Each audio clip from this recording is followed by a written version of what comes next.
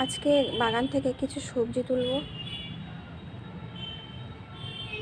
প্রত্যেক দিন একটা করে লঙ্কা তুলে নিয়ে যাই, ভাতে দিয়ে খেতে ভালো লাগে খুব।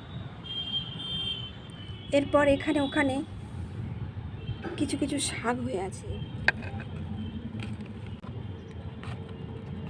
এখানেও হয়ে আছে কিছু কিছু, এখান থেকেও কেটে কেটে নেব। দেখো কত সর্ষে গাছ হয়ে আছে, এগুলো পেকে গেছে, এই বীজগুলো তুলে নেব।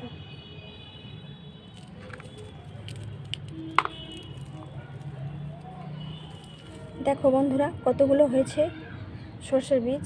আমাদের বিল্ডিংয়ে থাকে, আর একটা দিদি বলছে যে আজকে আপনার একটা তরকারি হয়ে যাবে এই সর্ষে বেটে শাক। এইগুলো হয়েছে, আরও আছে লঙ্কা।